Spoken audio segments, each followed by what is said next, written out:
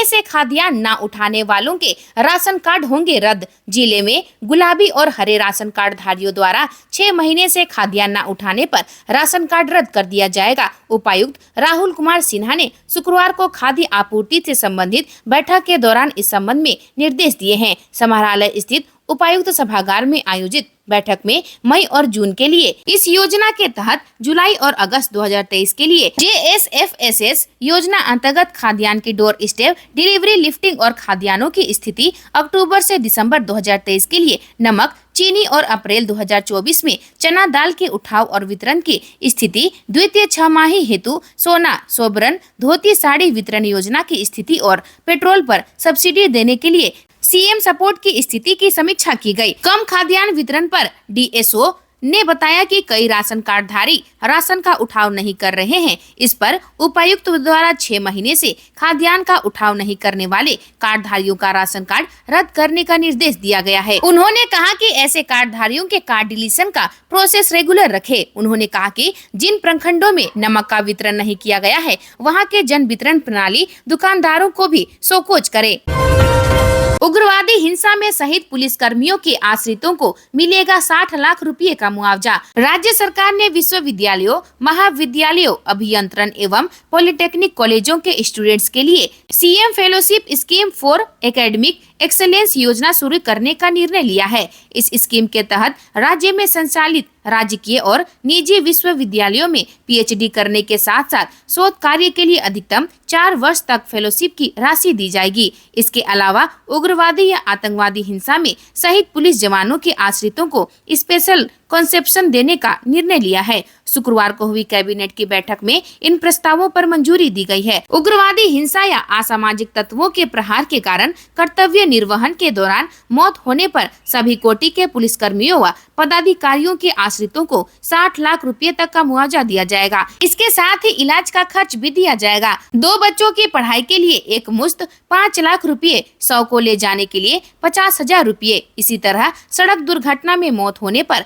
35 लाख रुपए एवं इलाज का खर्च सरकार उठाएगी। सांप या मलेरिया से मौत होने पर भी 35 लाख रुपए तक का मुआवजा सरकार देगी। इसके अलावा उग्रवादी हिंसा में मारे जाने वाले सामान्य नागरिकों से संबंधित गाइडलाइन को संशोधित करते हुए मंजूरी दी गई है। रांची में आज से 4 जुलाई तक बारिश, पूरे झारखंड में मॉनसून एक्टिव, कल 13 जिलों में अलर्ट, 3 डिग्री तक गिर सकता है पारा। मॉनसून ने पूरे झारखंड को कवर कर लिया है। इसका असर भी राज्य के कई हिस्सों में दिखने लगा है। मौसम विभाग ने 30 जून को राज्य के 13 जिलों में बारिश की संभावना जताई है। इनमें पलामू, गढ़वा, चतरा, कोडरमा और लोहरदगा शामिल है। मौसम विभाग के मुताबिक यहाँ भारी बारिश की संभावना है। इसके अलावा देवघर, धनबाद, दुमका, गिरिडीह, गोड्डा, जामताड़ा, पाकुड़ और साहिबगंज में भी बारिश हो सकती है। मौसम विभाग ने 1 जुलाई को भी इन्हीं जिलों में बारिश का अनुमान लगाया है। वहीं रांची में आज से 4 जुलाई तक बारिश की संभावना है। यहाँ 29 और 30 को मध्यम दर्जे की बारिश होगी। 1 जुलाई को 2 या 2 से अधिक बार हल्के से मध्यम दर्जे की बारिश होगी। 2 से 4 जुलाई तक हल्के से मध्यम दर्जे की बारिश होगी। इस दौरान तापमान में भी 2 से 3 डिग्री की गिरावट हो सकती है।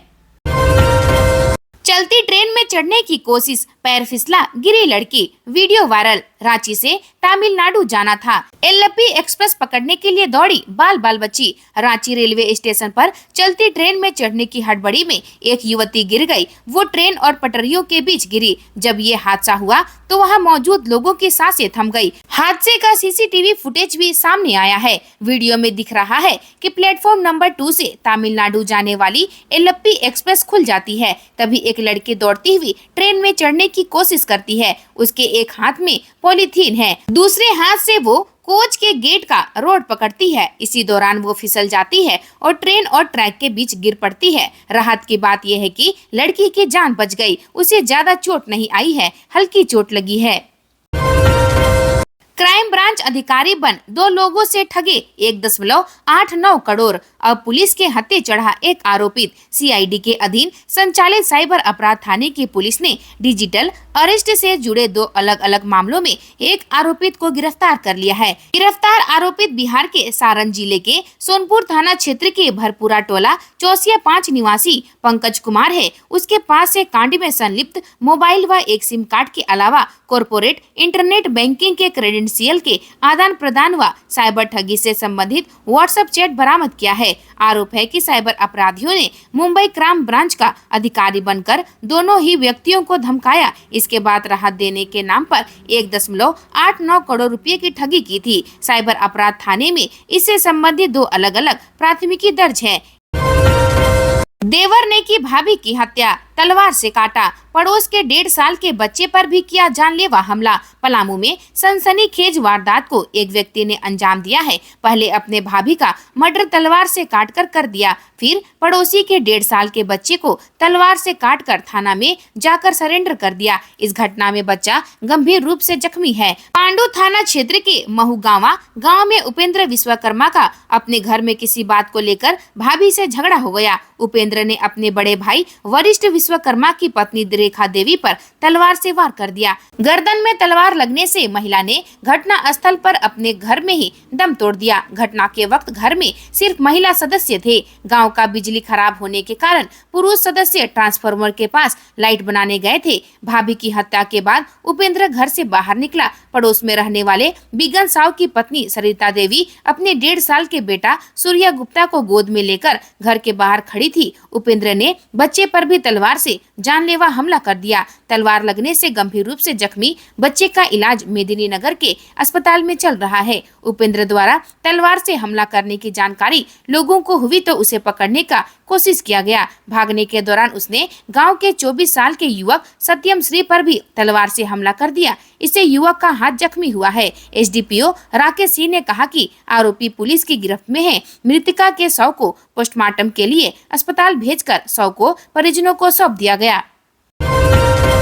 दादा ने पोते की पीट कर की हत्या। जामुन खाने के दौरान बच्चों की हुई लड़ाई, इलाज के दौरान बच्चे की मौत। पलामू में एक 8 साल के बच्चे का हत्या उसके चचेरे दादा ने पीट कर दिया। जामुन खाने में बच्चों के बीच हुए झगड़ा के बाद गुस्साए चाचा ने मासूम भतीजे की बेरहमी से पिटाई कर दी। इलाज के दौरान बच्चे ने दम तोड़ दिया। घटना पांडु थाना क्षेत्र का है। मृत बच्चा अंकित कुमार मेहता लोअर पांडु के रहने वाले सत्येंद्र कुमार मेहता का इकलौता पुत्र था। इस संबंध में बच्चे की मां सुषमा देवी ने पुलिस के समक्ष बयान दर्ज कराया है। गुरुवार की देर शाम अंकित गांव के बच्चों के साथ घर के पास ही लुका छिपी खेल रहा था। इसी दौरान जामुन के पेड़ पर सभी बच्चे जामुन खाने चले गए। जामुन खाने के दौरान ही मिथिलेश कुमार मेहता के पुत्र प्रिंस कुमार मेहता 6 वर्ष के साथ अंकित का झगड़ा हो गया। प्रिंस ने अपने घर जाकर अंकित द्वारा पीटे जाने की शिकायत की। इस पर उसके दादा राजेश्वर मेहता डंडा लेकर आए और अंकित को बेरहमी से पीट दिया।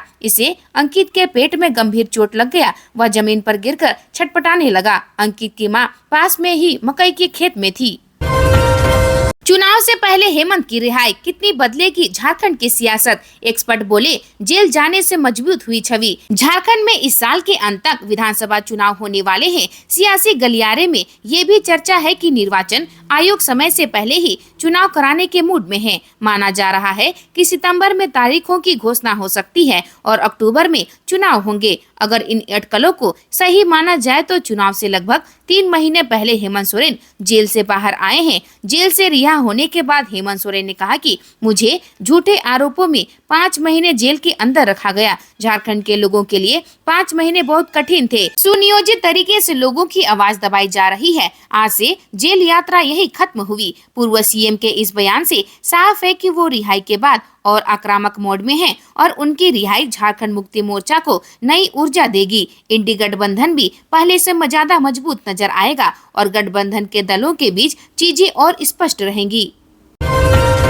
अवैध विदेशी शराब पर कार्रवाई, थाना प्रभारी पर गिरी गाज, जामताड़ा एसपी ने किया निलंबित। जामताड़ा जिले के बिंदा पाथर थाना क्षेत्र में बड़े पैमाने पर अवैध विदेशी शराब के कारखाने संचालित होने के मामले में जामताड़ा एसपी अनिमेश नेथानी ने थाना प्रभारी कुंदन कुमार वर्मा को निलंबित कर दिया है। 22 जून को आबकारी विभाग, जिला प्रशासन तथा पुलिस की संयुक्त कार्रवाई में बिंदा पाथर थाना क्षेत्र के धोबना गाँव में चोरी छिपे चल रहे अवैध नकली विदेशी शराब के कारखाने का खुलासा किया था। यहां से करीब 30 लाख रुपए की शराब बनाने की सामग्री, 3-4 पहिया वाहन बरामद किया गया था और 3 लोगों को गिरफ्तार किया गया था। पुलिस के मुताबिक यहां निर्मित शराब की खेप को असली शराब के साथ बाजार में बेचकर लोगों को चूना लगाया जा रहा था तथा राजस्व को भी क्षति पहुंचाई जा रही थी। गुप्त सूचना के आधार पर बिंदा पाथर थाना क्षेत्र के धोबना में उत्पाद अधीक्षक सौरभ तिवारी एवं पुलिस टीम के संयुक्त छापेमारी में भारी मात्रा में स्पिरिट,